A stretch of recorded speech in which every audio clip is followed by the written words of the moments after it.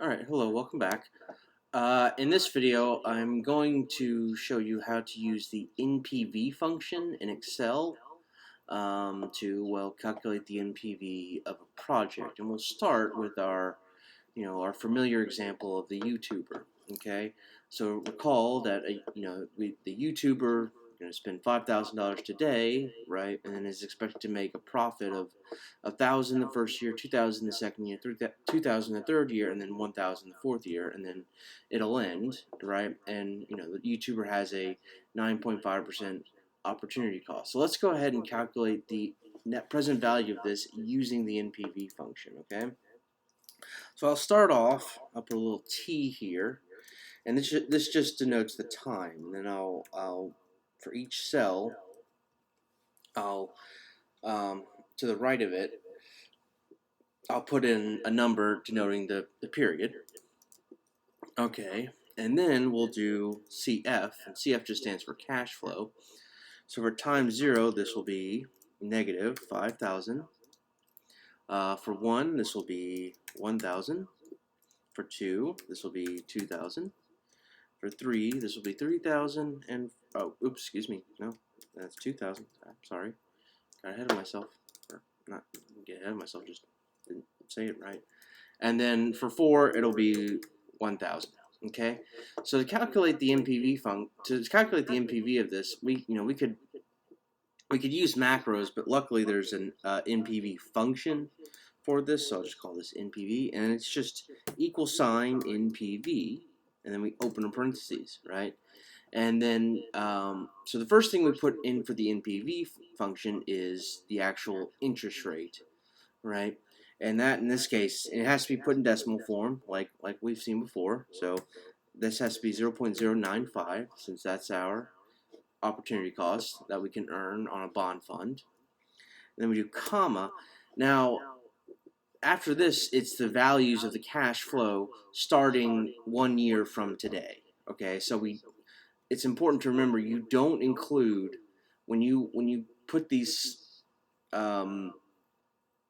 when you put in these cash flows, don't include the one today, right? Only include the future ones, right? 1, 2, 3, and 4. So I'm going to highlight here 1,000 to 2,000 to 2,000 to 1,000, comma, and then, right, and then you close that parentheses, and then you add whatever the negative cash flow is today, right? The amount of money that we have to spend today. You click return, and we get what we saw previously, that this project has a cash flow of negative $199.85. So you should not do this. You shouldn't do this project. Okay. All right. Let's go to another problem, a slightly bigger problem. A moving company. Okay, so a moving company is considering expanding its business by adding a new truck to their fleet. The truck has an expected life of 9 years and will cost $74,350 today. Figure 2 shows the expected profit stream for this truck over the next 9 years. So that's looks like it'll generate $12,000 in additional profit after the first year, $13,000 in additional profit after the second year, $17,000 in additional profit after the third year, 20,000, 21,000, and it starts to go down again. That you might start off. It takes a while to expand the business, to get maybe advertising, and that causes profits to rise. And then later on, maybe the truck has some repairs towards the end of its life that raises the cost, right? And so by the end of it, the profits is much lower, right? And this 1,000 might just be a scrap, a scrap price. That they're selling the truck for. Okay, so so we want to calculate the NPV of this potentially new moving truck that the company is considering buying.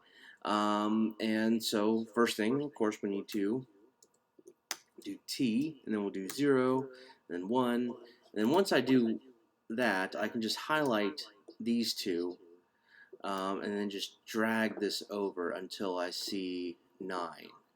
Right below it, like so. Okay. So let me do that again. So you just type 0 and then 1, and then just click the lower right hand corner.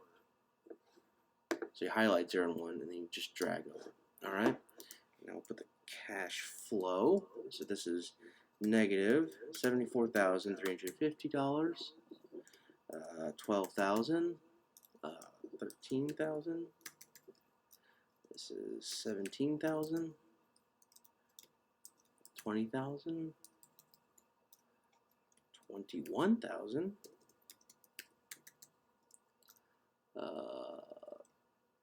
18,000, 13,000, 4,000, and then 1,000. All right. Okay. So let's go ahead and calculate the NPV of this potential expansion, business expansion. So we'll do put NPV here just to let whoever's reading this know this is the NPV calculation. So I'll do equal sign NPV open parentheses, and our weighted average cost of capital is 8.3%, so that's 0.083, comma. And remember that after we do that, after we put the rate, right, the interest rate or the equivalent interest rate into the NPV, that's what we put first, and then we put all the future cash flows. We don't include the one today. Value 1 means 1 year from today, right? So then we highlight all of these from year 1 all the way to year 2, close parentheses, and notice if I just click this, I'll get the entire,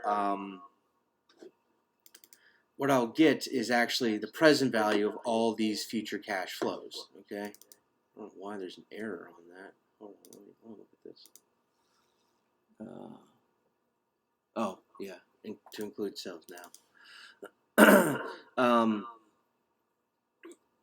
The Excel expects me, I guess, to put the other thing in there.